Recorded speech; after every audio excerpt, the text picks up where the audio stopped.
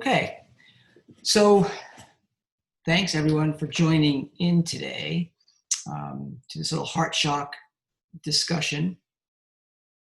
And it is a discussion. This is not it's not a webinar. It's not like a main like this teaching of sorts necessarily. I mean, I'm happy to share my thinkings on everything, but I really do want to hear from all of you.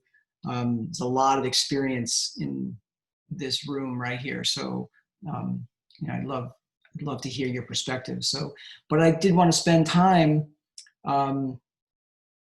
really discussing trauma from as a collective experience, because I think we're at a unique time. Well, maybe not so unique, because I think there's been many times in history where trauma has kind of befallen large groups of people.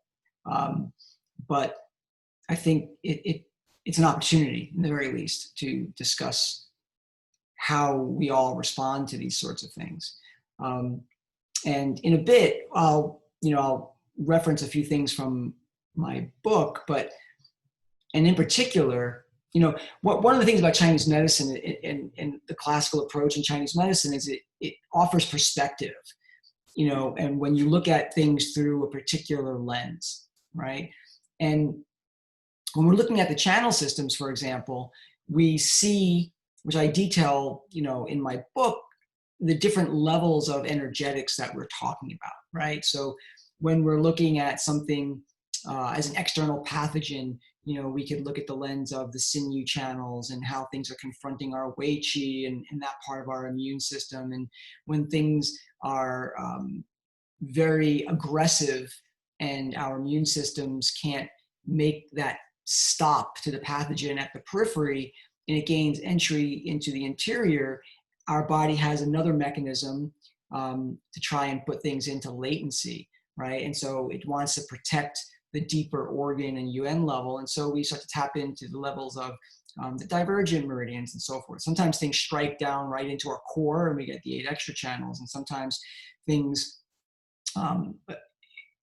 affect us on multiple levels at the same time, like the Wei and the Yin levels, and that would be things like the primary channels and so forth. But so the first thing I thought of when I was like, what do I want to really talk about in today's discussion was placing the perspective of our traumas as a collective experience.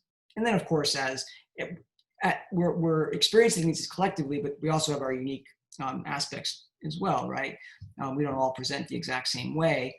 But my sense is, while we can address it from any channel system we want, the go-to channel system would be the low vessels, right? Because the low vessels, when we're talking about their energetics, the yin, the blood, we're talking about socialization, right? We're talking about how we take things into ourselves from the outside, from our world, and how do we make them own. But there's also aspects of our socialization that are specifically for the purpose of a mass mutual agreement on norms and beliefs and values and so forth, to a large degree, right? Like that's the reason we come into a society. We have to share these things. We follow the same laws. We decide what's right and what's not right, and we try and live according to those. And if you're outside of those norms, right, then you're considered a deviant or a rebel or different or a troublemaker, whatever it is, right? I mean, you put your own label on it. So I think that the low vessels offer us a very interesting and unique place to enter into how to approach and understand and strategize and treat the traumas that we are all experiencing right now. The other thing I want to mention, and this may not be a very popular opinion, and but I don't mean it as a judgment in any way, but I think we see a lot out there with in response to the traumas that are happening. We see a lot of indignation. We see a lot of anger and rage, right? We see a lot of blame, right? And for many, guilt, all sorts of things, right? And so one of the things I want to mention is that while any experience and kind of that raw kind of emotional experience is valid, and we don't want to invalidate it by any means, I think every single person needs to take some degree of responsibility as well for what we are all experiencing right now, right? So I think about, from the Taoist perspective, there's this concept of, it's called Chengfu, inherited burden, and it's basically this understanding that it goes back to like, the time of the Taiping and the Taiping Jing, and back like, to the Han Dynasty, when we're looking at these, and these were, of course, all these things are politicized, like as it is now too. All these things can tend to get initiated from politics in many ways, right? But this idea that these types of calamitous things occur because of kind of group karmic burdens that we all share collectively, right?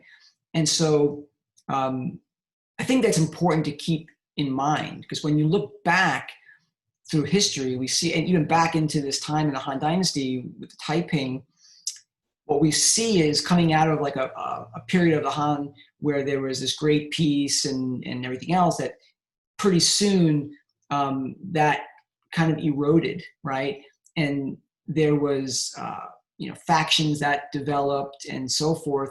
There was economic inequalities. There were people who were controlling land and others who didn't have. And so there were uprisings that took place, right, politically. But part of it was, this Taiping movement trying to overcome, the Han rule and so forth. And it became like civil war of sorts, right? And didn't end very well, right? It didn't end well for the rebellion, which is interesting, right? Because this idea that this justified rage or violence is going to make lasting change. I mean, it may make short-term change, and I'm not putting any judgment on whether or not anger is valid, whether or not anyone's entitled or feels entitled to their own expression of their anger, sadness, disappointment, and so forth. But I think it's important to understand these notions of karmic bonds, because anger begets anger, right? And violence begets violence at some point. And unless there is some mechanism at play that short circuits that, at some point it's going to come back, right? I mean, you look at all the different rebellions and things where that our government has engaged. Our country is founded on this, right? Our country is founded on hostility and genocide and killing of millions of native peoples, right? And I mean, this is embedded within our culture, right? And so those things are going to keep coming around the more that the response is violent in nature, right? It may not come back for a period of time. There's lag times here, right? But I think as a permanent or an eminent type of solution, we have to come up with something different. And what's interesting is that, the idea of this inherited burden and this whole Taiping Jing and this scripture of great peace, the foundation of it was this creation of, like the rulership, which had the mandate of heaven, right? Where they were acting for the people, clearly, we do not have that in our time, right? Our leadership is not that, nor has it ever been, right? So I don't think there should be any, we can't be disillusioned and think, oh, well, so-and-so was a better president, or, I don't know how many presidents I can think of that I would say, yeah, they had a really good moral compass, right? I think of Jimmy Carter as like as one. I don't really know of many others. And again, I don't even say that as a blanket statement. Every single president, by virtue of being president, has been involved in uprisings and wars and so many other things. And the blood stains on those hands are not just on the president, right? It's on us collectively, unfortunately.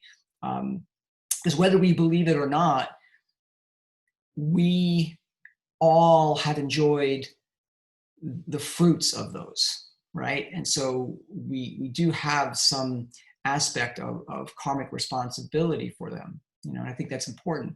And I think even when you look at, there's other scriptures that are, read daily in the Taoist tradition, one, called the Sanguan Jing. And, it talks specifically about, in our world with all the different evils that are being perpetrated and the people who ignore, and focus on the evil instead of the good, and all the different entanglements that people have, right? That, that the way we earn or make money is not necessarily wholesome, right? That we disrespect nature, that we, cheat the divinities, all these different things, all these aspects are embedded within our culture. And that scripture specifically talks about the result of those actions being calamities, right? Tsunamis, right? Uprisings, all those different types of things. So I just think it's, first we have to kind of understand that before we even move to, how do we treat it and what do we do, right? Because I think once we take blame out of the picture, then there's space for healing. But there really isn't space for healing when we blame. There isn't space for healing when we're angry. Because when we're angry, we know this from Chinese medicine, what does anger do? Anger ascends, right? It causes the qi to rise. It doesn't just cause, it's not just this physical blood rising and getting hot, it's like our spirit elevates above someone else. We think we're better than them. We think we're in the right. So it means that, we become now entitled to act in a particular way or whatever it is, right? I mean, naturally, there needs to be corrections that take place for these sorts of things, right? But oftentimes we have to understand that these corrections will also potentially have their karmic imprints too, right? So before I go further into like low vessel subs, anyone, any comments about that? I mean, I know that may not be a very popular thing to say, right? I think everyone wants to feel entitled to their anger and act on that anger. We see a lot of it, right? But what's interesting too, which I do want to mention, is while the press and the media focuses so solely on the looting and the violence and everything else, you don't see all the other stuff, right? The beauty of what's going on, the connection between people, there's so much outpouring of love and everything else that's happening that it just gets pushed into the shadows because it's not good press, right? It doesn't have ratings to it, but that's where the focus needs to be, right? So anyway, yeah, I'd love to hear your thoughts. Yeah, so Tracy had a comment. You can come on mic, Tracy, if you want to talk. Yeah, I mean, I was just saying I completely agree with you. And, you know, I have the Chinese medicine background. I've been studying it with you for a long time. I know these things about shock and anger. And so I don't, what I struggle with is, because this is not a very popular thing to say, you know, how do you broach everything that you just said with your patients who don't have the years of understanding these movements of anger and chi and blame in the body the way that we do, without, you know, pissing them off even more? Well, right. I mean, that's the other side of the coin, right? You have wisdom on one side and you have skillful means on the other. And I think you have to meet people to where they are. You can't necessarily have this conversation with every person just the way I've had it. There needs to be more context and more explanations and more justifications and more letting, stroking people's egos and letting them keeping people in a place where they, and I don't mean that condescendingly. I mean, just like you need to soften people first, right? To make them see certain things, because you can't just drop some big truth on someone, right? With the understanding, of course, that it's all dichotomous, right? I mean, truth and so forth. Until we're all realized people, we can only act and base ourselves off of and model ourselves off of what we consider to be, the role models and perfected beings and whatever from your spiritual tradition. But, I think it's done gradually. It doesn't have to be all in one place. I mean, first you can work on softening someone's anger, right? I mean, let's descend, because when someone's angry, when they're in that highly emotional state, they're not going to be open to seeing that, right? I mean, we have ignorance is, the seed. What feeds ignorance is, the green tiger and the green dragon and the white tiger, which is, passion and aggression, right? So, if they're in that place where we're always angry and we're always fighting, you're not going to hear, you can't hear it. You're clouded, right? The obfuscations won't allow it to come in, which is why, in the book, I spend so much time talking about clearing the portals, right? That's one of the main treatment strategies for trauma. And not just trauma, but so many things. If you don't clear the portals, you don't allow those conversations to take place. And even if you try to, they just wouldn't be heard, right? They're not going to get where they need to go. It's going to go in, but it's going to be distorted somehow, right? Yeah, Leo. Thanks. Yeah. Thanks for those thoughts. I agree and disagree with it. Or maybe I'm not sure. I'll just say what I think about it and let me know how it sits. I think of it as, well, obviously we have to see what each person needs to, like where their equilibrium and balance is, but then also on the level of society. So for example, sometimes we need more wood, for example. If an oppressive system has been over controlling, people's life force as it's trying to birth and find its natural growth and expression, then there needs to be some kind of, basically at that point, I think we need more wood, and that there has to be some kind of rising. Yeah, I agree with you, but here's it's a great distinction to make, right? And I appreciate that comment very much, because and here's the big distinction. Wood is not anger. Right. So anger is the distortion of wood. So that's the yin emotion of wood. The yang pure emotion of wood would be wrath, right? And wrathfulness is kind of like this. It's like a big correction, right? So it's almost like the difference between someone punching you versus someone very strongly dropping truth on you, right? They're different. They both have the same, they're both trying to change your mind. One is going to make you more angry and one is going to make you more realized, right? So wrath comes through like a thunderbolt, right? It's powerful. It's intense, it's like the fire that comes from the wood from the east direction, and like it rattles you all the way down and makes change, right? And it's different than something that's coming from anger, right? It's like, if you're if you're a parent and you got a child who's doing something wrong, you can slap them and they're going to stop doing it, or you can very sternly sit them down and explain to them, why that behavior wasn't appropriate, right? Now, listen, I get that we're in a place in a world right now where, we don't have a leadership, we don't have a foundation for something like wrath to really mobilize and take place in our world right now. I get that totally. But I'm speaking in an ideal, right? So, but I think it's important to understand the ideal because it sets a different intention to what we're trying to do.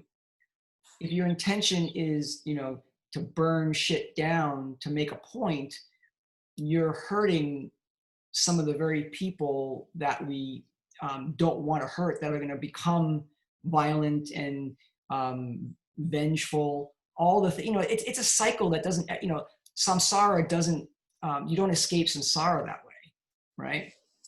So it brings up a question for me.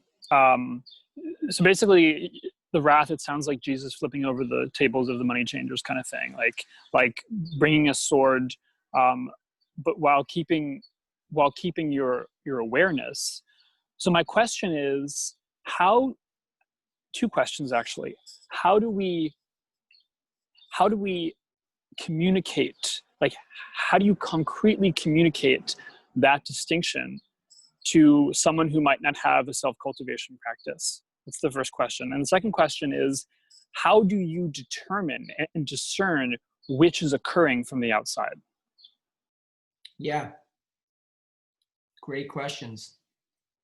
I mean, so firstly, you don't necessarily try to tell the person who can't hear it, right? Because that's, teachings are, the audience of your teaching needs to be able to hear your teaching, right? So you have to find ways to relate to any individual, so if they're patients of yours and you get to know them and you have an intimate relationship and you take people into confidence and they can hear certain things little by little, right?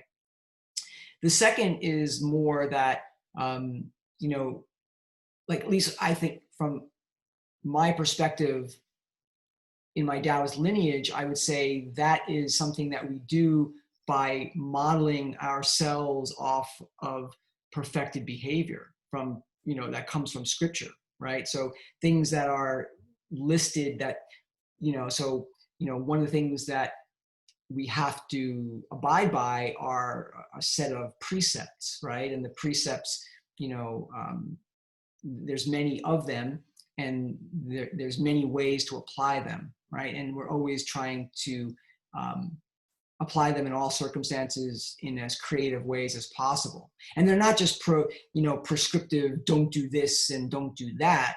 They tend to be, there is that part of it, but there's also, the contrapositive aspects of, you can say, well, do not kill, right? That's a precept. But the contrapositive is, how can I sustain and nurture life, right?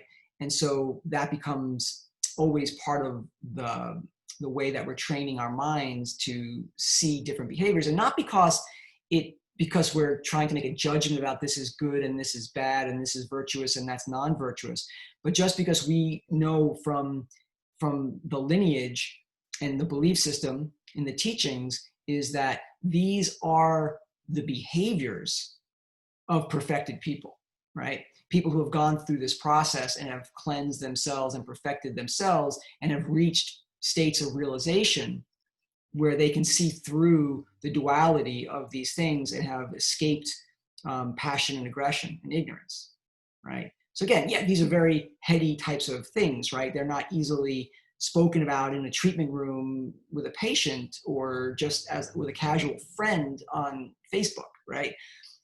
But that's the process, right? So that's how you're discerning those to the best of your ability based on your cultivation. And we all fail. We all have to reassess these things from time to time as we move along and keep modeling ourselves off of those things. We speak with our brothers and sisters. We speak to our teachers, right? And that's part of the whole idea of the three treasures, the Tao, the scriptures, and the teachers, right? That trio is important for keeping oneself on track all the time. Is that helpful? I don't know if it's helpful.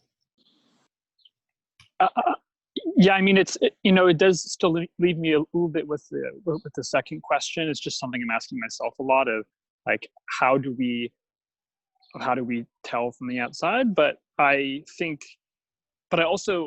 we had an emergency alert here, so I then lost a little bit of your audio at the very end. So I might have missed okay. Yeah, I'm just saying it's the crux of it is that we base it off of teachers, right? Teachings in scripture and things like that. So that's our guideposts for, and the precepts for our behaviors and how we want to engage with the world.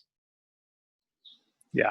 And, Thank you. And we're mindful, of course, that most people aren't doing that, right? Or don't have a set of those things or particular. Not everyone has that line in the sand of what's of where to go and where not to go. So it's like those are. But I think more important than even having the right answer even is being able to engage in the conversation with people, right? Because conversations get shut down so quickly, right? You go on Facebook and post a comment about something and someone all of a sudden is going to say no.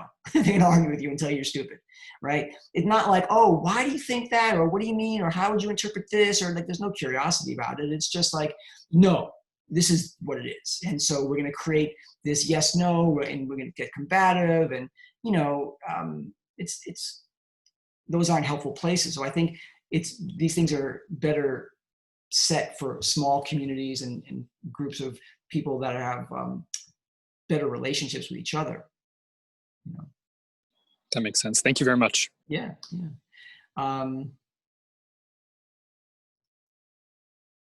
Okay. Yeah, and I see in the comment section, Tracy saying, wood is discernment, right? Making choices, right? Of course, precision in decision making and conflict resolution, all those things. And, it's finding the most effective way of reaching the goal, right? And that's getting from point A to point B. And sometimes, liver and gallbladder have the virtue of flexibility, right? They can twist and turn and find the right way to get that message across, But anyway, so the other part, I want to just bring you to chapter 5 of my book, because... Can I just ask something really quickly before you move on? Yeah, go ahead, Mia. Thanks. Or just share. I want to, make a fine point of having an emotion versus dwelling in an emotion, right? So that we're not dwelling speaking... in emotions, that you said? Yeah, it sounds like, so to, just even in this conversation, I can feel all the different range of things that can rise up, and it's whether or not I can sit inside of that and move with it, let it pass through, or I'm not. And so part of that is the bed of trust and or capacity that I would give to the practitioner, right? Yeah. There was a question that was asked, or how do we have a conversation with people when they are in a place of blame? And I'm I think it would be really hard to talk to somebody about a karmic experience of police brutality or slavery when they would feel as if you had they couldn't feel the compassion and or connection to you and a trust that you would actually understand their experience. So without that, I feel like it may be hard to broach that conversation in that way, and also to make space and then say, not only is it karmic, but then actually your emotion is not righteous or not effective or not on the right path. And so I think what I'm hearing inside of this is actually that the emotion may be there, but then there's space for it to transcend or to move or transmute towards something else. And I hope that's what we're saying, rather than suppression of an experience. Most and just, definitely. That's absolutely right. yeah. We're going to talk about what happens with suppression in a minute, because that's part of the low vessel issue. Excellent. Okay. So yeah, so that was it. I just wanted to make sure that we were at that place. Yeah, no, thank you. You know, and that's such an important point that you bring up, because, you know, it's easy to come up with these very intellectual perspectives on things, and let someone and try and share an intellectual perspective with someone who's feeling a raw emotional like pain. They're not, you know, that it's not going to jive well, right? They're not going to mix. You know, it's like oil and water. You're just going to repel that person away from you, and don't, you know, because you don't, last thing someone who's in emotional pain wants is someone very stoically telling them that their emotions can be transcended and all that kind of stuff. And that's not what we're talking about here. So thank you for clarifying that. It's, you know, the idea is creating, and the other thing too is that karmic seeds ripen, right?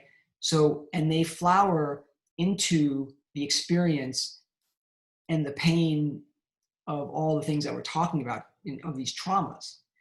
It would be ridiculous to say, well, oh, just don't feel it, right? You have to feel it, because that is what karma is, right? The seed was there, which means it's coming back, right? It's going to flower at some point.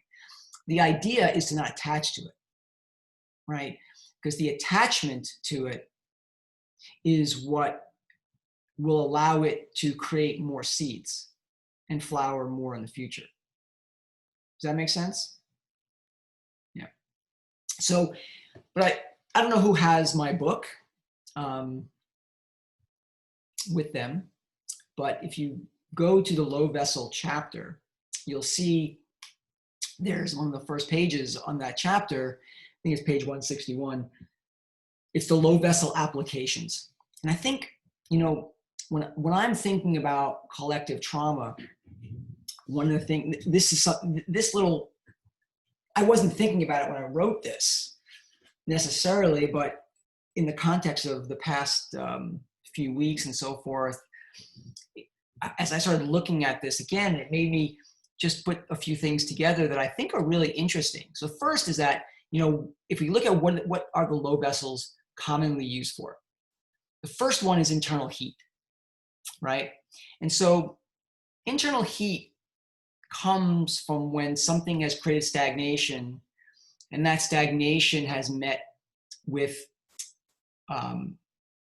this immovable force meets our chi that's trying to unblock it, and we get this resistance and the metabolic heat that tries to overcome and push through and open up the stagnation, right? But when it's chronic and that can't happen, the heat builds up internally and it gets suppressed, right? That is a suppression. If it wasn't suppressed, if it was expressed, we would see someone who was, let the steam would be coming out. But here it's kind of like building up and it's creating this internal heat. That heat becomes inflammatory. It impacts the nervous system. It impairs our ability to kind of move freely in the world. It creates hyperactivity and hypervigilance in the adrenals, right? And another way of saying that is that creates an internalization of anger, right? Because that's really what that is, right? It's a pathological expression, a suppression, I should say, of something that we should have been expressing or been able to express and move, right? And so that's frustration, right? And frustration and irritability and anger are all, within this continuum, right?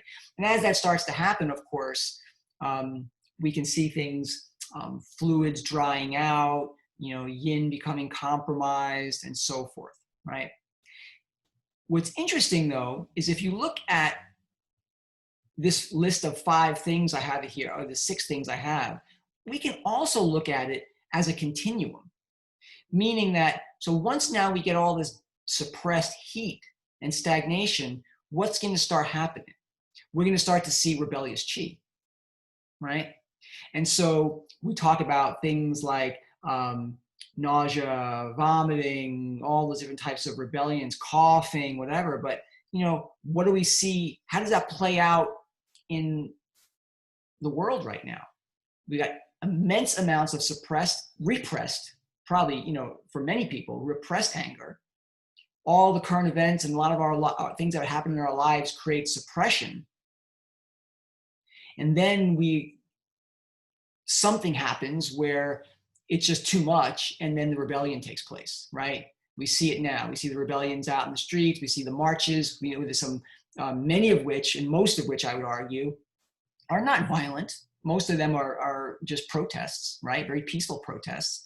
You know, the media will just highlight the other ones, but, you know, but we will see that too. We'll see anger come out in other, you know, so the peaceful protests are coming out in constructive ways, and the violent ones are coming out in destructive ways, right? And again, no judgment about those at all, but nevertheless, they are rebellion, right? So there's looting and there's marches and so on and so forth, right? As that heat starts to build up, you get some rebellion, but there's still a retention of a lot of this stuff, right? And so what do we get from blood pathology that's been stagnant for too long? You know, as the heat burns it off and dries up the blood, we get blood stasis, right? Interestingly enough, what are the main symptoms of COVID-19, right? Fever, dry cough from the yin being consumed, and the blood pathology, which is, you know, this is a clotting and coagulation disease, right? So it's just interesting how all that ties in together, right? And then what happens when the blood is stagnant? Our fourth use of the low vessels, pain, right? So this creates physical pain, of course, as blood becomes stagnant, creates those sharp stabbing pains, but of course the mental emotional pain at the same time, right? And then what happens as all of that builds, the heat is consuming, the fluids are being diminished, the blood is getting stagnant, and the pain is there. We see that, you know, we get dispirited, right? We get Shen disturbances, right? We get anxiety, we get depression, we get panic disorder, right? All those different aspects that take place. And then the sixth use, which is really to some degree a summary of all of them, is we get heart pathology, right? We start to see how that impacts the Shen, but also all the different aspects of our spiritual life, right? Because then it becomes, as we start to do that, you know, we can see how, not even how karmic stuff will pass through to later parts of our lives or future lives, depending on your belief systems, but how it creates the hell realm right here on earth, right, for us, as it kind of poisons the spirit and further obfuscates us from our true nature, right? So it's really interesting in, you know, how the low vessels seem to be such a perfect fit for what we're experiencing with our collective traumas right now, right? Anyone have anything they want to say? I see there's something in the chat here. Oh, okay, yeah. Yeah, totally wow, right? I mean, it is. It's like, it's kind of wild.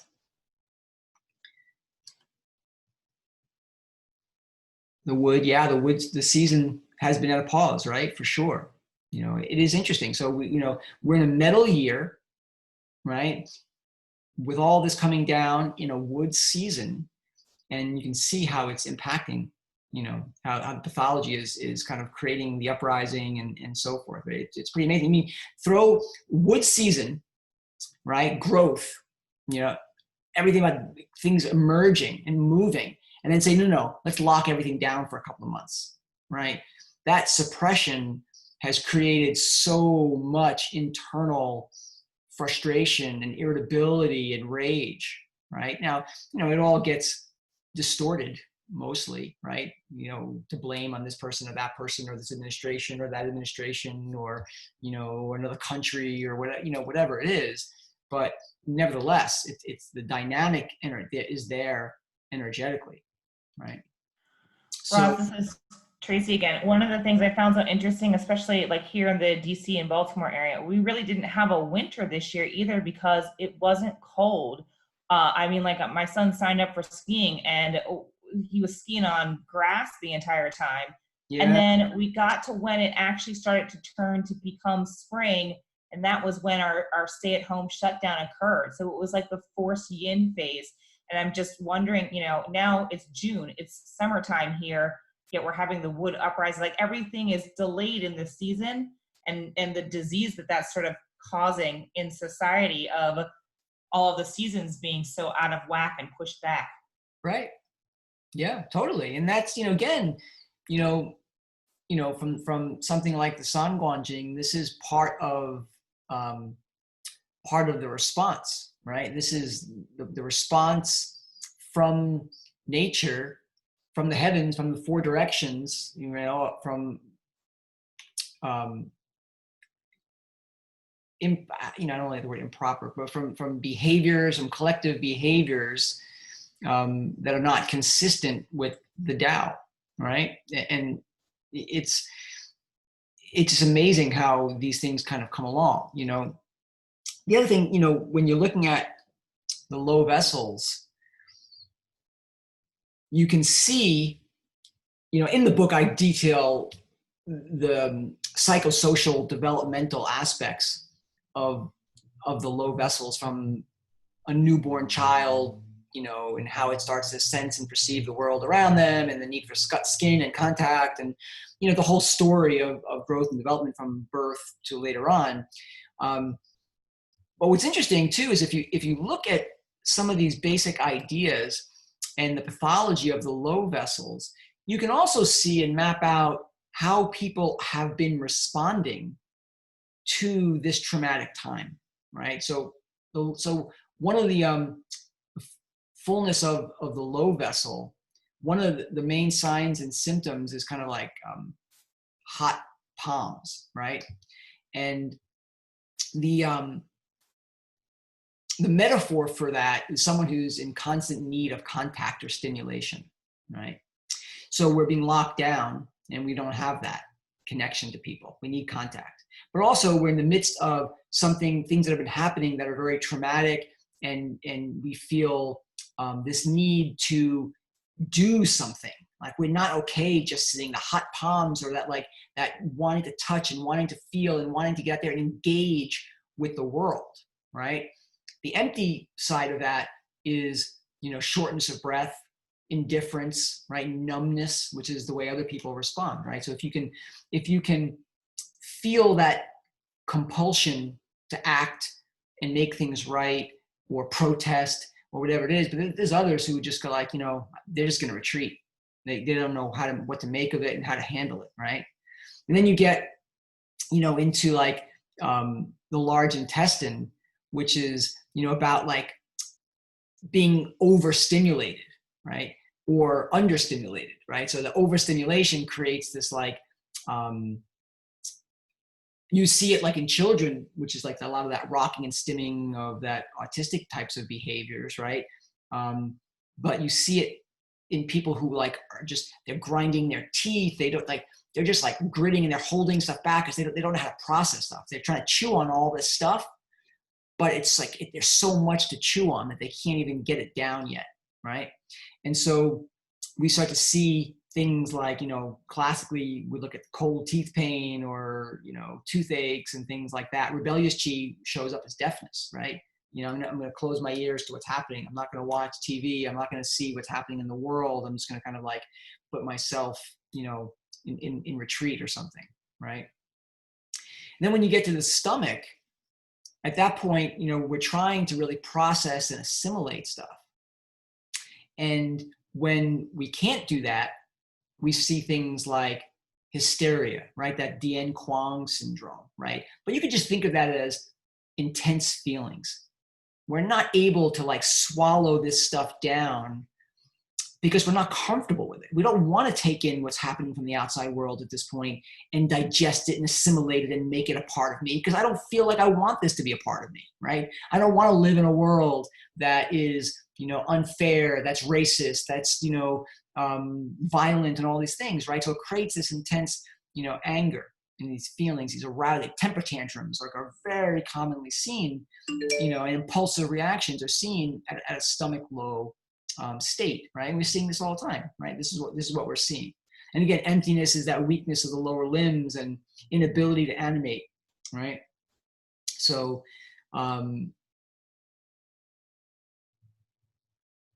once it gets to the spleen, we're talking about, how one uses the blood and manages blood to provide the context, right? So it contextualizes all of our experiences and so forth, right? And so we become obsessive, right? When this is out of balance, right? Obsessive compulsive behavior, overthinking, repetitive behaviors, not being able to let stuff go, right? And so we can, go on Facebook and go scroll back 2 months ago to your feed and play it forward, and you're going to see the same stuff every day, right? Everyone's, talking about COVID-19 and China and Wuhan and, conspiracies or lack of conspiracies or man-made in the lab or released from here or the U.S. knew about it, or it's the same story, right? There's like a few different, arms to it, and then you'll hear and then it's Trump's fault, and it's the same 5, probably 6 stories that you'll find every single day on Facebook. The same things people are talking about. I don't mean just on Facebook. I mean it's the whole world, right? But that's an easy way to like see it bookmarked, right? So the rebellious chi symptoms there are like, the vomiting and diarrhea and abdominal pain. The emptiness is those like addictions and drum-like swellings. You can see the addictive stuff, right? I mean, how many people are reporting that they've gained 15, 20 pounds in the past couple of months because they're back and forth to the fridge. They don't do it themselves. They're spinning on the same wheel over and over again, day after day, right? So we see a lot of the, mental disorders in the stomach and the addictive stuff and the rebellious stuff. It's interesting to see too, is that, when we look at the same, so this first trio of channels, the metal and earth, is that some of the highest rates of morbidity have been with people like that are diabetic, right? So they're already having this digestive, these issues, this damp terrain that's going on internally with this other, it's like a damp internal with also dryness at the same time. And it's not allowing the movement from earth, the spleen, to rise up into the lung. And so you get, by virtue of that, what you see is, because the damp is congesting the middle burner, you don't get the pure yang of the stomach rising up. And so you get yin deficiency in the lung, right? And so that was one of the, if you look at originally, all the formulas and patterns that were coming out of China with the first treatments they were showing, the preventative formulas were all things like, Pei Lan, Huo Xiang, Chen Pi, things to transform damp aromatically in the stomach and then also clear some heat and irritation in the lungs, right? Things like the Jin Yin Hua and so on and so forth. So those were, a lot of those formulas were made up of that, right? So it's just interesting to see how all of that kind of keeps playing out even from the low vessel perspective, right? And then when you get to the heart low, here what we see is, that like inability to maintain contact and engagement with the outside world, right? And what happens with that is we start to feel like we have some like heart congestion, this heaviness on our heart, right? We like suffer a broken heart. We feel betrayed, right? All these painful emotions that we can't really express. I can't go and hug anybody. I can't talk to them in person. All I can do is spend time on a Zoom call with people or a FaceTime or whatever it is, right? And then, I don't have to go through every single one of these, but you can get a sense as you read through them, you get a sense of how it's exactly playing into the progression, based off of, people's constitutions and so forth. But when you get to the bladder and kidney, we start to see like the alarm kind of raising, like where things become so traumatic that everything layered on top sets off the alarm as if it's a brand new trauma again. And we feel constantly like, all the adrenaline, panic, and so forth. And then we get to like, the triple burner and the gallbladder, where we start to feel like we get really cynical, and we don't think anything's ever going to change, and we get very despondent and despairing and so forth. So, so I just wanted to kind of point you in those directions to take a look at that. And also, as we come out of quarantines, for a lot of us, look at the great low of the spleen, too. One of the things I've consistently heard from people is, I just want to hug somebody. I just want to like some of that physical contact, and the great low of the spleen is really great for that, right? It kind of wraps around the Da Bao and the whole thing. It's like a motherly embrace. I spend a lot of time in my book talking about gallbladder 22 and the great low and so forth. So, read through those, because I think those are really, really important, because it's a great opening treatment. Yeah, Elizabeth. Yeah, something you want to say?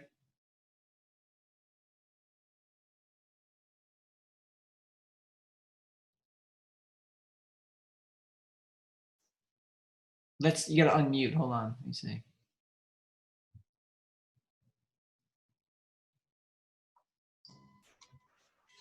Hi, everyone. I want to say something that might be a little controversial, and that is that in some ways, I think acupuncture would not be the appropriate response to some things, unless, of course, the person is sick and they're seeing you. But the other part of the beautiful Chinese tradition is the martial arts.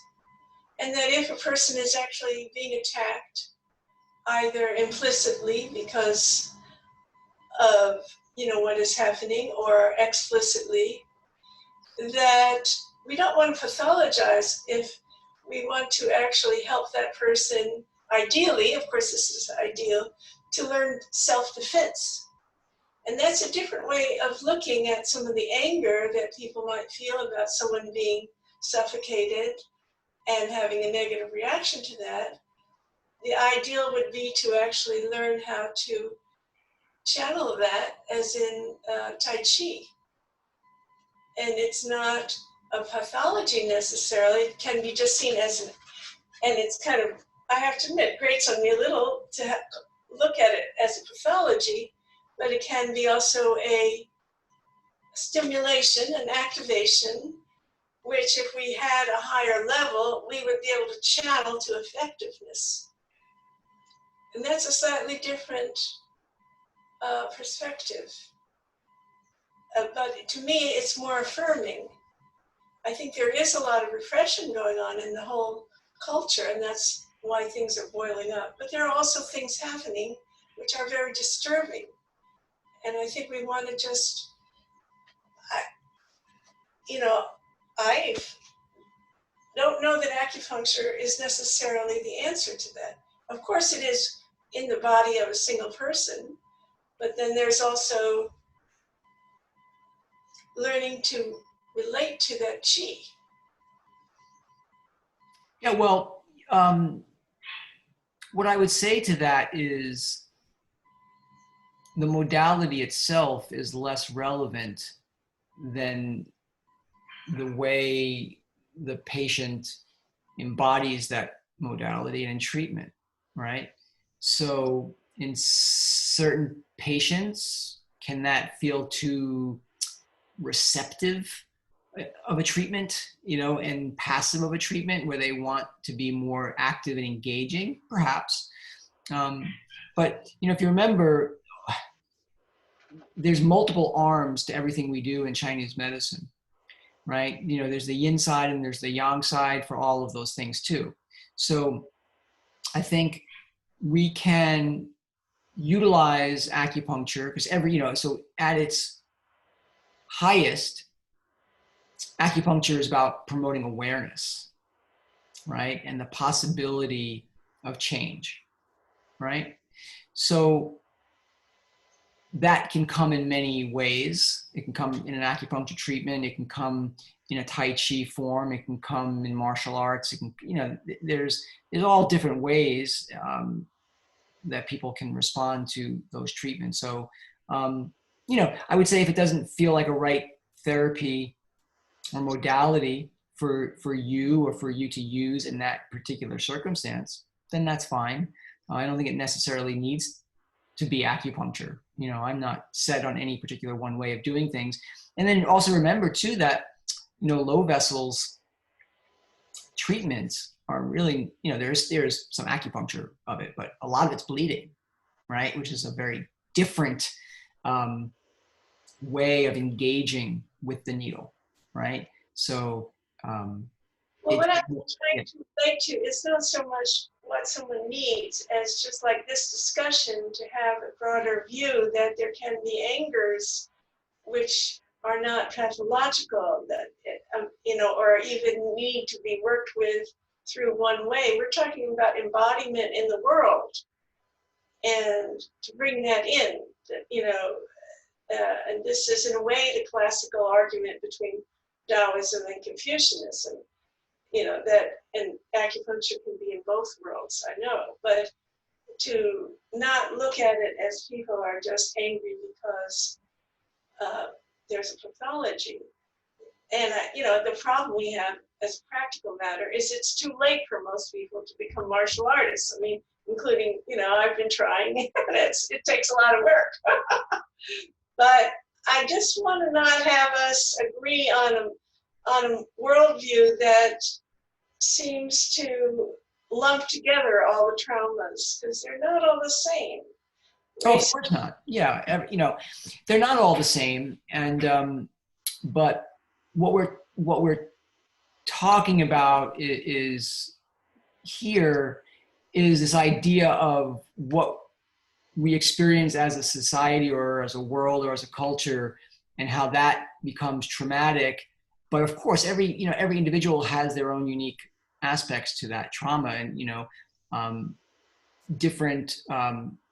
If you believe that traumas can be embedded in the Constitution, through different cultures, then clearly, the traumas of, for example, an Ashkenazi Jew, which, by the way, we, for years, like, there are pretty much signature pulse qualities, in terms like in nervous system pulse qualities that show up in Ashkenazi Jews, through heredity, that it's hardwired into the system, post-Holocaust, right?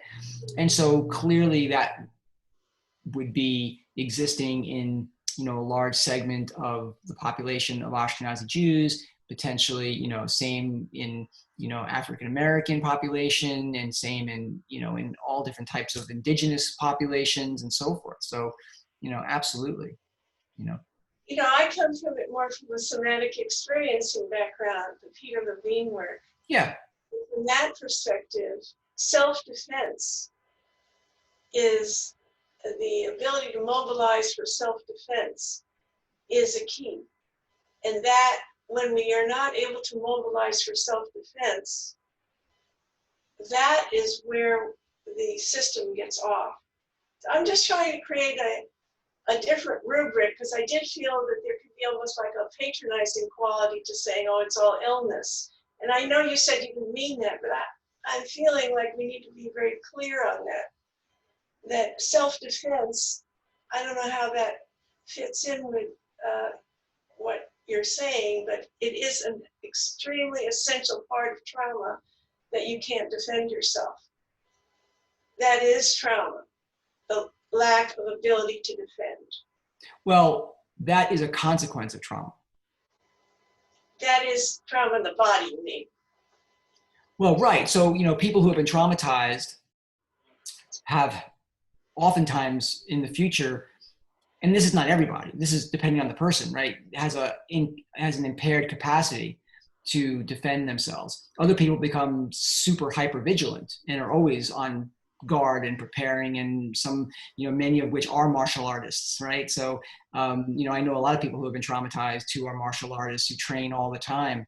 I don't think that training in martial arts, I mean, I'm a martial artist. I've been doing it since I'm a little boy, and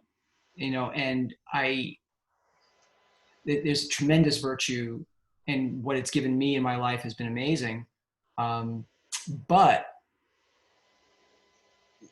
it doesn't matter how good of a fighter you are, or how aware you are sometimes. Like, for example, I've seen some videos circulating on the internet where mobs of people kind of descend on one person and just literally just destroy somebody. I don't care how good of a fighter you are, in a mob, you're going to go down, right? And you're going to be on the ground, and you're going to be kicked and punched and all these different types of things, and you're going to get injured, and that's going to be traumatic.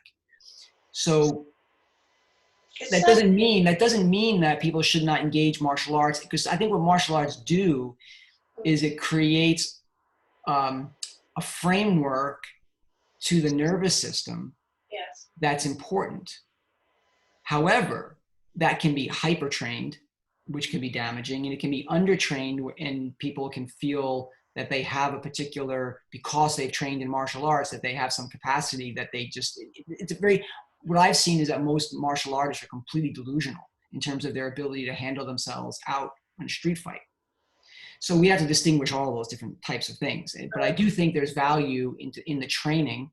There's value in training the body, and because, and that's, many Taoists do that. I mean, Qigong has been one of the ways that Taoists have cultivated, and Tai Chi has been one of the ways that Taoists have cultivated for many a long time, right? So I don't disagree with what you're saying. I don't think that's the answer to handling trauma, though, because part of what needs to happen to handle trauma is to reset the nervous system, to not make someone constantly on guard, hyperstimulating the adrenals and the nervous system. Right. That creates the tension that is very problematic. So I do think it's good to work the body. I think it's good to train. It's good for self-confidence. It's good for all those different types of things, which can boost all of those aspects of one's ego. But in the end, the violence that is in any altercation is not necessarily, this is a major, you can debate this all day long in terms of, well, what do you do in a fight? Do you let someone punch you, or do you defend yourself, right? I mean, this is, there's anecdotes of some of the Taoist immortals, from, even like the Seven Perfected in the Chuanzhen lineage, who talk about, being punched in the face and watching and seeing their teeth fall on the ground, and then just kind of, and blood dripping down their mouth, and kind of smiling and laughing, and not fighting back, and feeling good that they helped that person, get rid of their anger and rage, and now that they don't have to kind of take part in creating more karma for someone by furthering the altercation or doing whatever. So, there's many layers to all these things. So we don't have to get into any of that necessarily and debate that, but I think both sides are, can be discussed. But in the realm of collective trauma as a whole, I think we have to understand that violence begets violence, that there is no end to the cycle, right? It's all ultimately rooted in ignorance, right? Because violence is an assertion of you above someone else. That's, you're putting you over someone else. And that is one of the poisons, right? To a cultivated life, to achieving realization. So again, and this is a Taoist perspective. I'm not expecting everyone to buy into it and agree with it. That's okay. We can, argue that at some other time, or not to say argue, just discuss it. But, for the purposes of everyone here, that's kind of where I'm going with that idea. It's for the collective, right? You can talk about what you would want to do for yourself, or what your patient would want to do for him or herself. But as a collective civilization engaging in violence, I think it's important to understand that it doesn't usually stop when the violence ends, right? it just creates a pause, maybe a slight correction, and an underground rebellion develops. And we see it all the time. How many times has our government, squashed or, been involved in creating a change of leadership of another country, which then creates an underground rebellion that comes and becomes a terrorist group, or, it doesn't ever go away, is my point. And so we're trying to break a cycle ultimately, and at the same time, manage the trauma of someone who's been through these things and has been engaging in these things to potentially see something in a different way. And part of that, I think, is working on the psychosocial aspects of what the low vessels can offer us. Does that make sense? Does anyone else want to chime in about that? Is Mia still here? Yes. Yeah.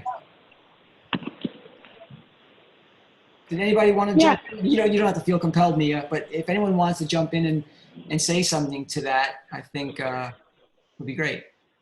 Yeah. I feel like your last response. So, I appreciated what you shared, Elizabeth, just about that oftentimes we do need a sense or a capacity to feel like our dignity can be maintained in a place that ignores our dignity. And so having a practice that kind of affirms our aliveness and can help us be protected inside of different situations feels alarming and important. And I also feel this, that there is also a truth that when we're dealing with trauma, that we need to reset our nervous systems. Hypervigilance nor any is not a way. And that violence does beget violence, right? I do also see defense and protection as different than violence. Right, so I understand that there's a nuance here. Absolutely. And I really appreciate the kind of frame of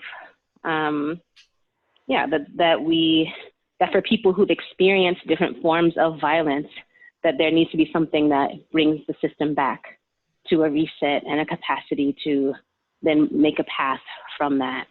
That may include everything from the capacity to protect to the capacity to move, what I consider in this moment like righteous indignation or what have you, towards a path of building something and shaping a future that is ultimately more effective, loving, affirming of all of us.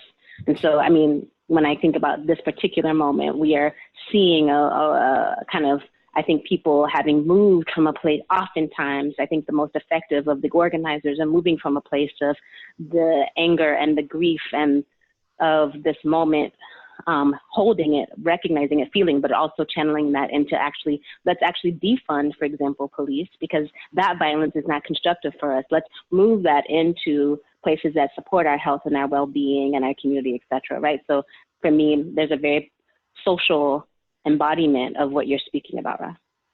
Yeah, absolutely. Absolutely. And I think that's really important. Parts of, I think, what you're saying can maybe be summarized into we need to, there needs to be some type of healing that takes place before one can engage in, you got to come out of the suffering first, right? To some degree, before you can move on through another path. You don't go from A to Z. There's process here, and so there's lots of steps that have to happen, and we definitely want people to feel safe. That's a crucial component. That's that vulnerability is vulnerability has two sides, right? We want to be vulnerable because we want our hearts to be open, right? But we also need to be safe at the same time. And so there needs to be a way of kind of walking both of those lines. And sometimes there needs to be correction first before, right? So sometimes we have to go inward, right? We have to create the safety before we create the openness. And that's, a lot of what the wood phase does, right? Wood is about advance and retreat. We don't just keep advancing all the time because then we destroy our resources. So likewise, we don't just, say everything on our minds all the time, right? And share every single one of our feelings, because that can also be detrimental to ourselves, right? So we need to have that ability to kind of walk those lines skillfully. And when someone's been traumatized, we need to be able to reset that nervous system, open the portals, move blood, calm the heart and the spirit, all the strategies that I talk about, in part 1 of the book. And then choosing whichever, you don't have to choose the low vessels. I just thought it was the most apt for tonight's discussion about, this type of psychosocial aspects to what we're all experiencing right now. And when I say all, I don't want that to come off in any way where, like, certain traumas or people's and we're not all experiencing the exact same trauma, right? So, but I think there is a collective nature to everyone feeling traumatized, and there's different degrees of that. So I think that should be stated too. There is, I can still sit in my house and feel safe in my office and do a Zoom call and so forth. And I'm not on the front line somewhere. I'm not doing, I'm not exposed to violence. I haven't been, in a long time, and all those things. So there's clearly other things taking place, right, that we have to be mindful of. And so, but anyway, does anyone else like to jump in?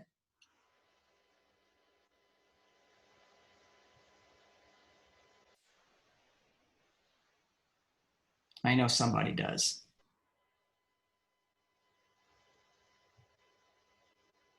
I'll give a couple of minutes to see. I don't know if anyone's hand is up.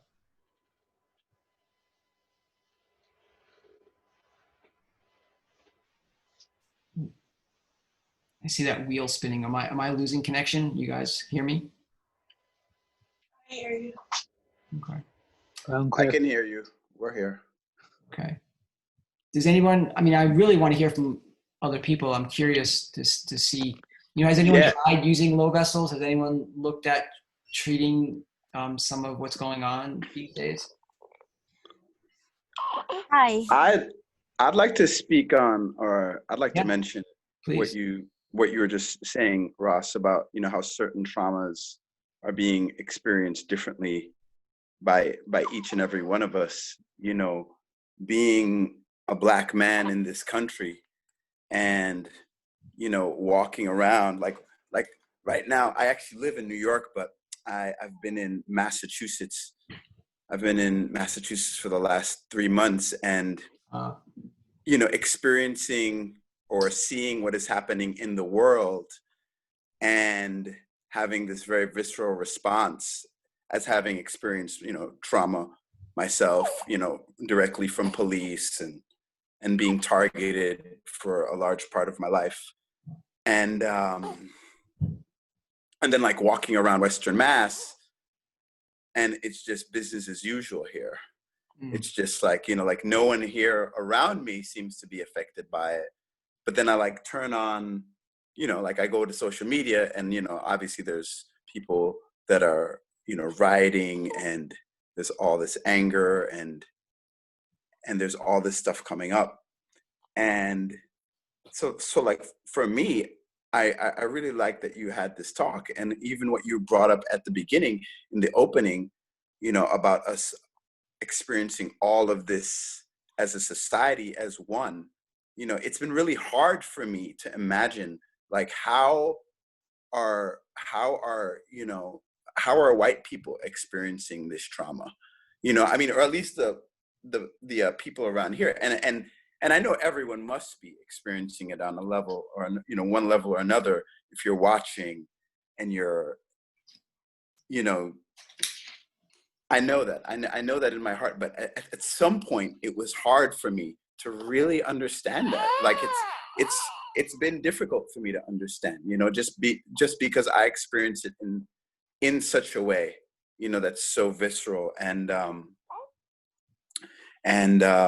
what you said earlier on about how, this is this collective karma that is occurring. between all of us. Hold on, sorry, the baby's crying. Yeah, that's okay. And One of the things I want to say about that though, so there's collective trauma and then there's smaller collective traumas. They're not all equal, right, too. So I hear what you're saying, because I think, there is a different, and I think I see Jennifer posting, some of her experience, saying heartbroken, angry, sad, empathetic.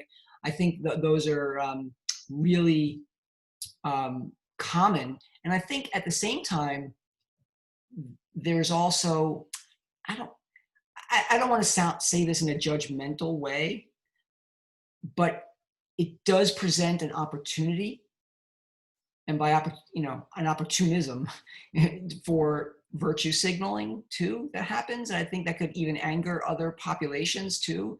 And I think so there's like a mix of all that stuff. I think that really obscures a lot of what is happening, right?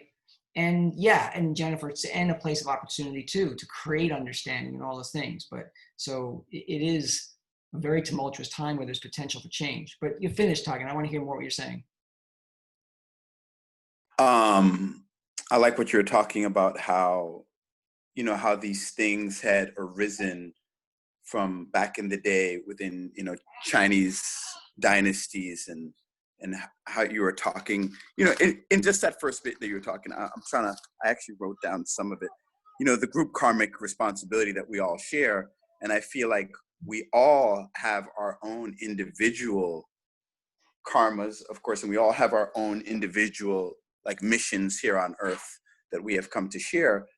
And so one thing I felt like that was kind of missing, I didn't get to comment on it before when you were talking about it, but is that there's this great need that people are going towards, or at least what I'm feeling with the protesting and these gatherings, is that there is a feeling that people are missing justice.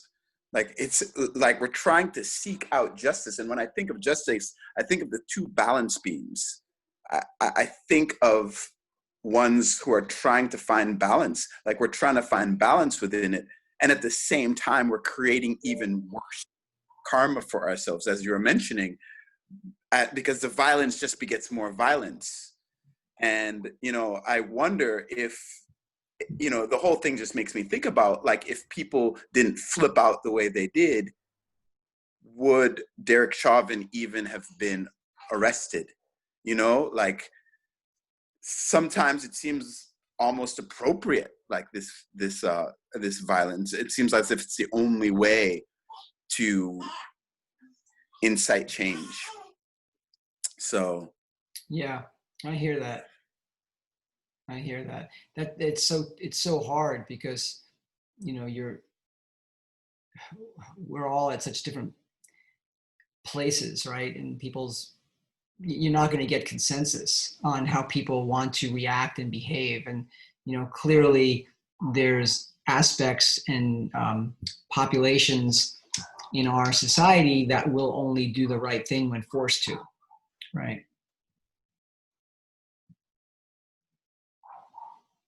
Yeah, I mean, it's tough, right?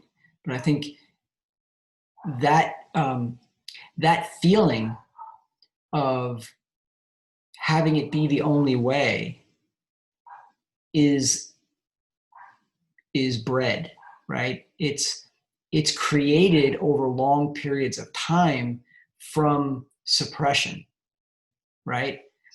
And so, and it's like, so the idea of only one way, right? That makes me also think, it goes back to the wood, right? And, wood is about finding paths, right? I mean, the symbol is bamboo. You can, put a bamboo plant and then put like a wall or a ceiling right under it, and it's just going to bend and turn and find another way. It's because it's not going to allow for that suppression of its energy. And of course, we live in a different time where people have been suppressed for so long, and there does not seem to be another way sometimes, right? And so that's kind of the problem. So creating, I think that's where, what Jennifer was saying about we're at a place of opportunity. Perhaps one of the opportunities that we have here is to create multiple ways, right? Is to create an infrastructure for different ways, right? And perhaps that's not allowing for suppression to take place in the first place. You know, if everyone was always speaking up about things, right? If people didn't become complacent, right? And that's part of what I mean by this collective experience, because we all know, right? I read it from the scripture of the Taiping Jing earlier today, and I read part of it to you guys before, just some summaries. Like, you know, this happens because of power imbalance, right? It happens because of economic imbalance. It happens because of all these different types of things, and it creates suppression in every aspect of our society. The whole infrastructure is that way, and it's a suppressive infrastructure. And so when you create the suppression, you create the heat, it smolders for periods of time, and then it has but no choice but to erupt, right, and release, because it can no longer be contained. It's only contained until there's enough resources and strength to contain it, and then it has to erupt and move, right? And so the idea is, it would be to figure out ways, I don't know how to do this necessarily where we are at this point, but clearly it doesn't seem to be a part of our two-party system or structure in our country, but a ways of allowing or disallowing really that level of suppression, and to kind of start to let some of that infrastructure crumble a bit. And maybe that's one of the virtues of what's happening now. I don't know. But what I see is, you know, it got getting worse and worse, really, right? So, because even in the midst of something like a coronavirus, where everyone is now being pinched economically and so forth, there's just the few big businesses who get richer and richer and richer, and everything goes into the hands of the few, right? Even the fewer of the few, right? So, you know, how that changes, I don't know, except through collective,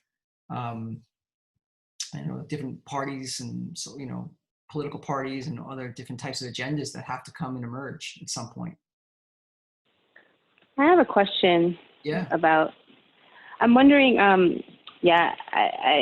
I feel really fortunate that my life is so steeped in so many forms of organizing that I do find so much deep hopefulness and see really effective strategies for moving towards other directions and shaping the future.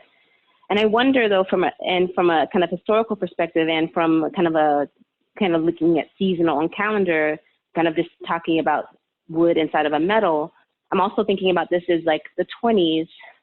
And there tend to be cycles of rebellion, revolution in 20s and 60s and 70s inside of like different centuries. And I'm wondering if there's a correlation that we can look at kind of using a similar analysis from, the cycles of the elements, if there are moments that are more supportive of uprising, and then there are moments that are more supportive of constructive, and as a result, that clearing that happens through the uprisings towards a space for creating and constructing something new. I'm just wondering if you have a perspective on that. I'm sure there is. I'm not proficient in that, however, but I would be sure that there are. And I do think all the different cycles of, the 60-year cycles and how it all interrelates is part and parcel of all of these dynamics, and how things can ebb and flow and become suppressed and expressed and so forth. Yeah. Maybe that's something you can look into for our next Zoom class. Sounds like fun. It is, I will not commit to that for the next Zoom class, but I'll commit to it, in this year. But right now, I'm actively working on the healing of organizers on the front line. So, get me in a month or two. Absolutely. Yeah.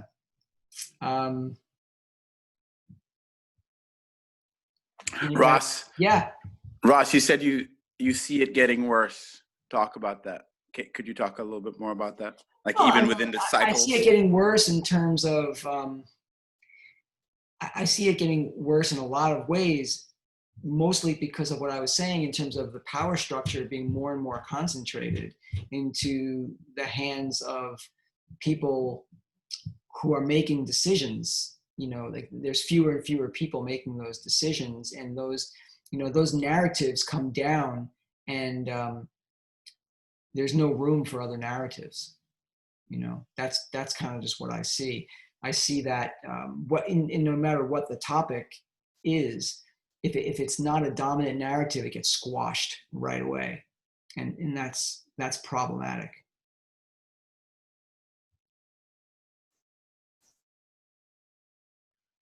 The biggest looting that occurred was when they made these grants for small business loans, and they were all taken up by corporations. Yeah. And all we got was the little stimulus check. Right. I mean, that was the biggest loot. It's already happened.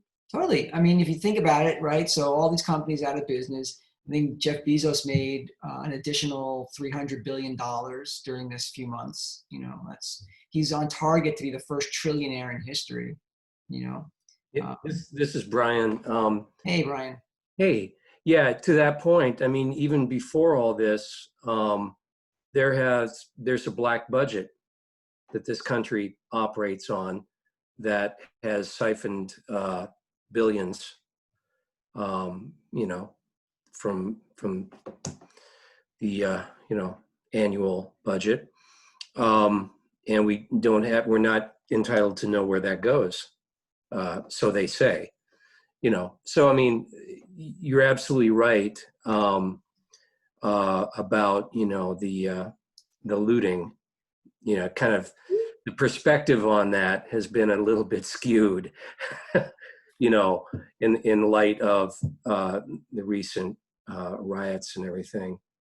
And the other thing, to Mia's point, I was listening. I can't remember. I was listening to a talk by someone on the West Coast. I can't remember his name, but he was talking about cosmic weather, if you will, and what's going on this year. And he was referring to the Huang de Neijing chapters 69 through 75.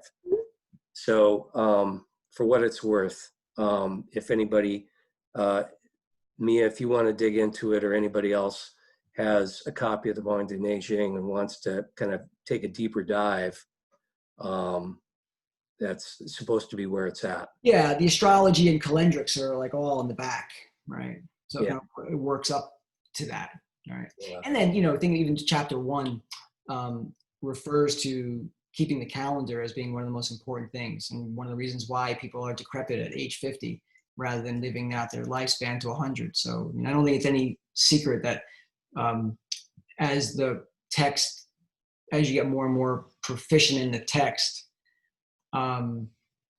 it gets into more and more important things like that, right? Speaking of that, it reminds me of, we're talking about the people in Western Massachusetts and how they seemingly have checked out of what is going on right now. And there are probably a large segment that's just complacent and is checked out. But I also wonder too, if there's something within a lot of the people that choose to live there and isolate in that type of a place, that they've depleted their resources. And going back to what you said before, they don't have the resources to be able to even face what's going on. And so they intentionally put themselves in a place where they're isolated from it, sort of like that, heart closed on the pulse. I was in Western Massachusetts that very last weekend in March, in mid-March, right as everything was shutting down around the country. And Western Massachusetts already had several cases of community spread of COVID-19. Everybody in the communities knew that it had come into the hospital up there, and a whole host of people had been exposed to it.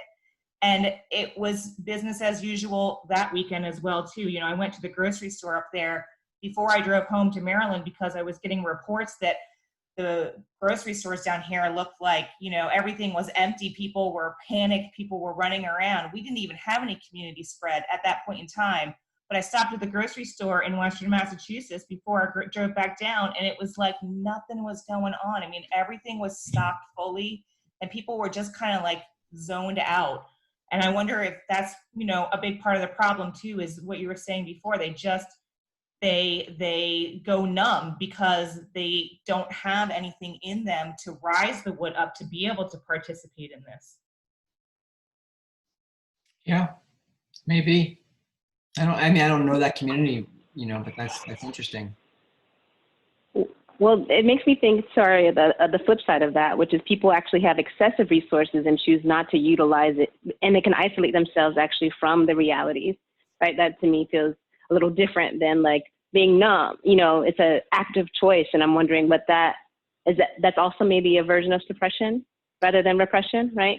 Yeah, for sure. It could be. I mean, it could be lots of things, right? It could be arrogance. It could be superiority. Let them fight it out. It could, you know, it could be a million different things. I don't really know because I don't know that area. But it's important to see all the different ways of people responding, but also not.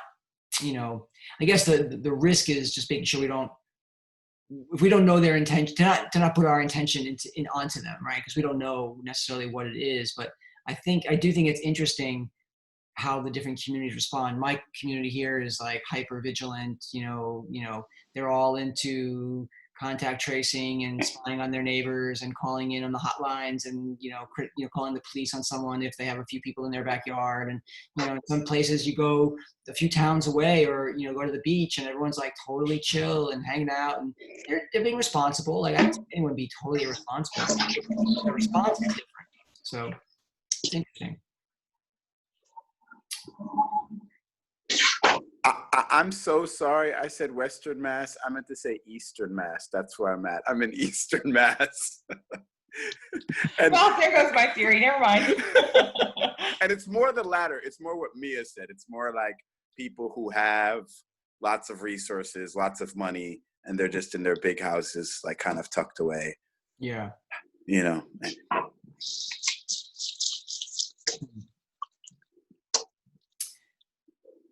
Anybody, I know we're been going for like an hour, over an hour and a half now, but I don't know if there's any particular question on the low vessel itself. I think, best thing is, read through the chapter. I think when you look at the chapter and read it, contextualizing it through the lens that we're talking about tonight, I think it may open up some interesting avenues for you to just look at treatment for your patients, for yourself, or even, just a way of framing what's happening in a different way. Because I think you get a chance to see how different people embody their trauma in just from a unique perspective, different from the way the Sinew Meridians talk about it, or different from the way that Divergent Meridians talk about it. So, yeah, Leo, go ahead.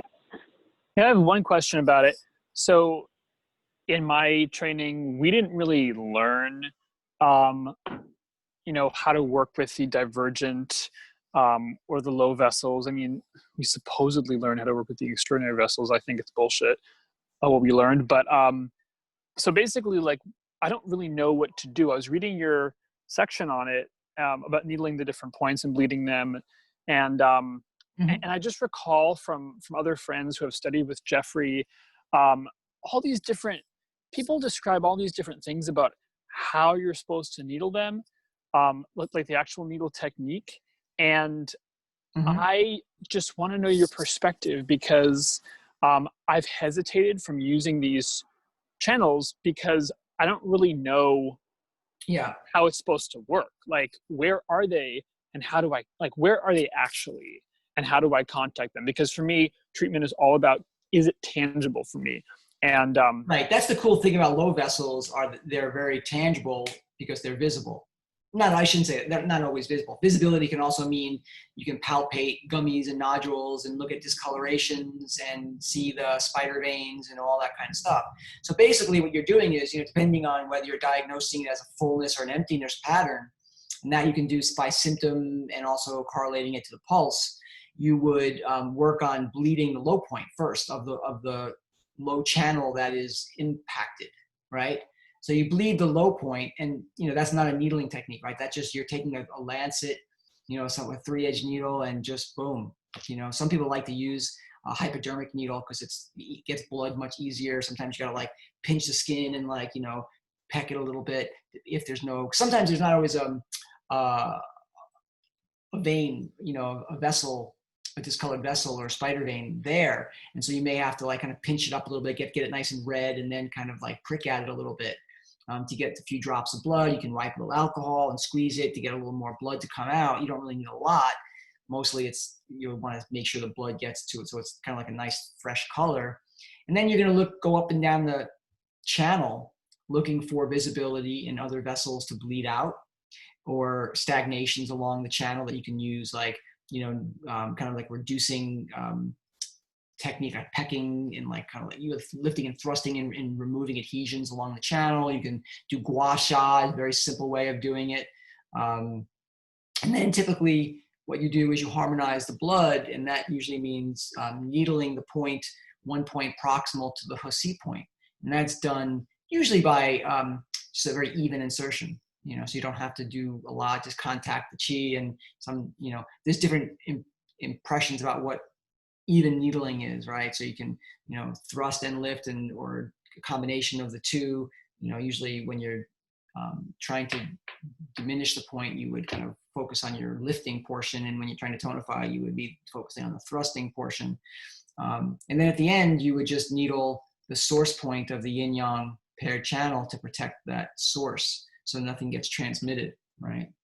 And so, the main difference on an emptiness is that you would also, after you bleed the low point, you would just do moxa over it to bring the yang back, so you can get that blood to express back out, right? Because the idea with the emptiness is that emptiness is not a deficiency per se, right? Emptiness means that that the channel has no longer been able to hold suppression, and so and latency, and so it's emptied back into the primary channel. So you want to bring the yang to get that pathology out of the primary channel and bring it back to the low, so you can deal with it from there. Such a great answer, thank you.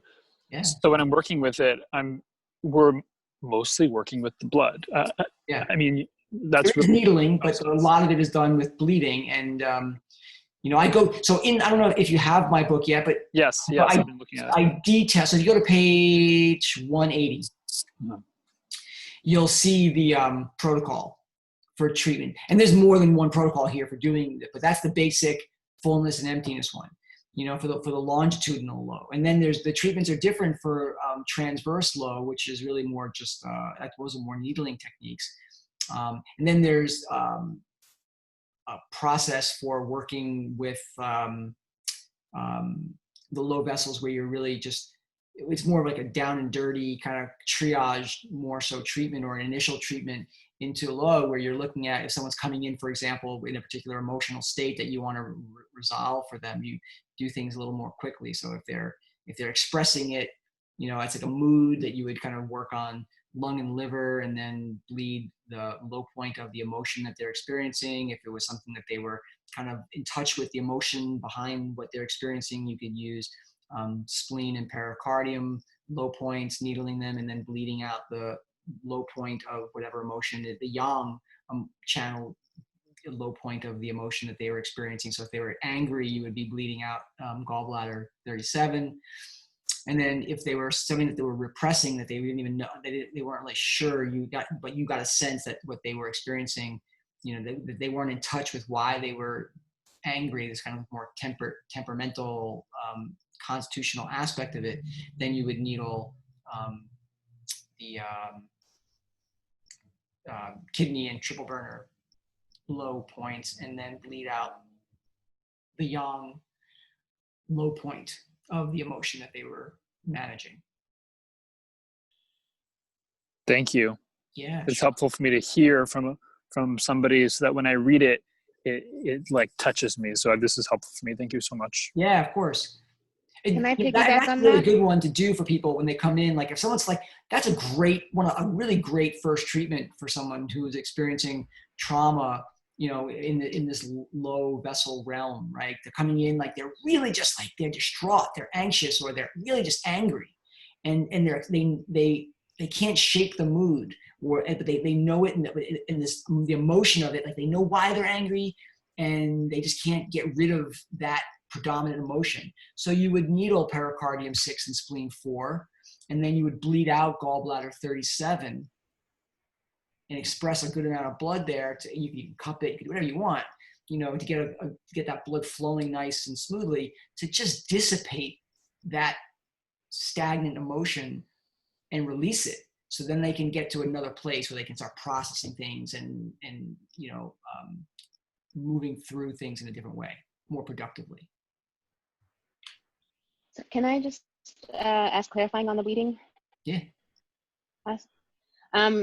So I similar to Leo, what I have heard, and what kept me away, was that I heard that the bleeding, and this is from like Ansel Sturman and Tim Aitken's teaching based on Jeffrey Wen, is that the bleeding needed to happen on a somewhat consistent basis until the pathology was kind of shifted. And so I was like every 3 days. And so I'm wondering if that is something that factors into how you work, or if it feels like that hasn't felt necessary to you. So there's like basic ideas for that, where divergent meridians are treated 3 days on, 3 days off. Primary channels are treated once, 8 extras are like once a week. And, and the idea of like Insigne channels are treated 3 days in a row and then wait. The low vessel treatments are generally every other day, right? But for a treatment like this is more of an acute thing, that's a one-off treatment.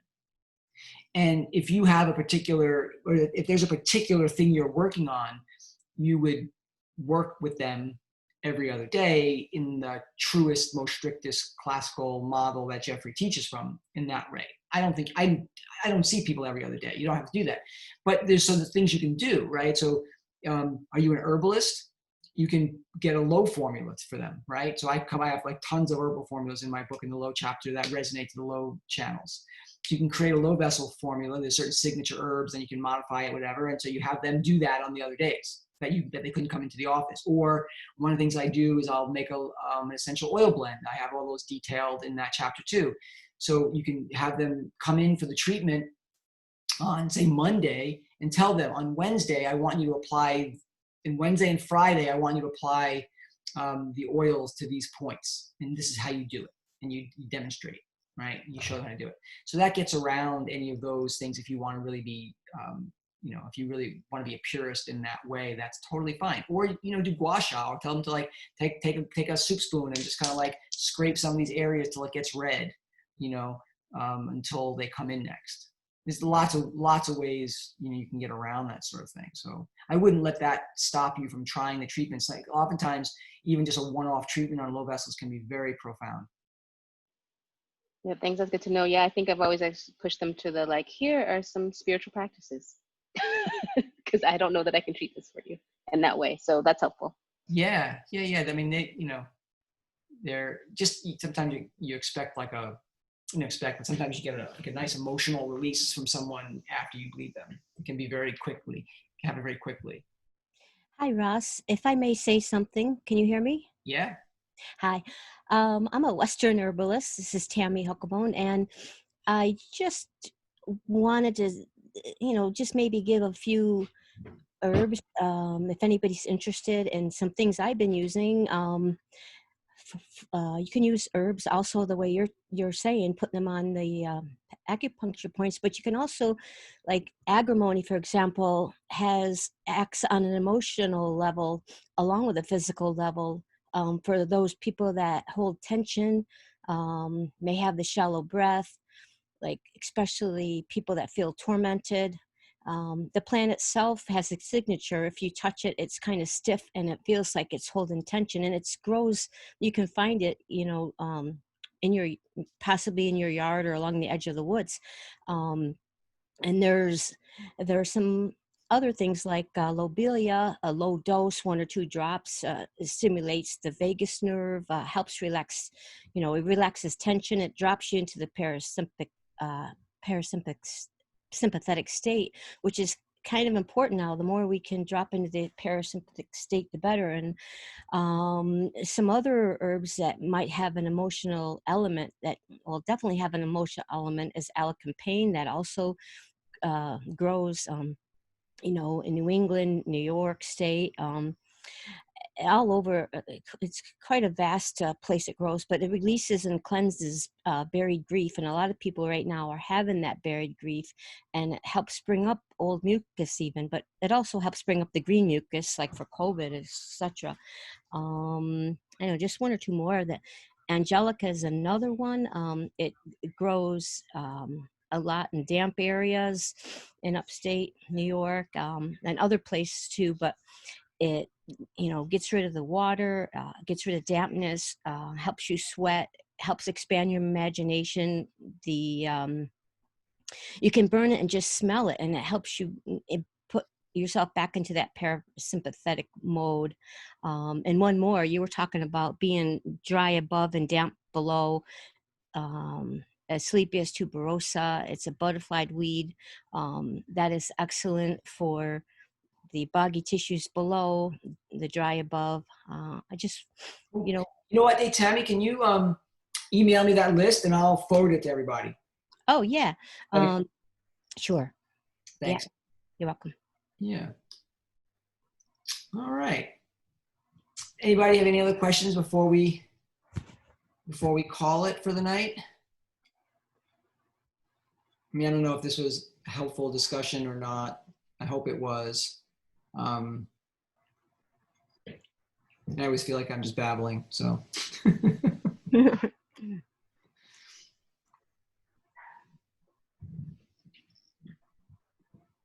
All right. Well, I'm going to, yeah, cool. Thank you. So I'll stop the recording now.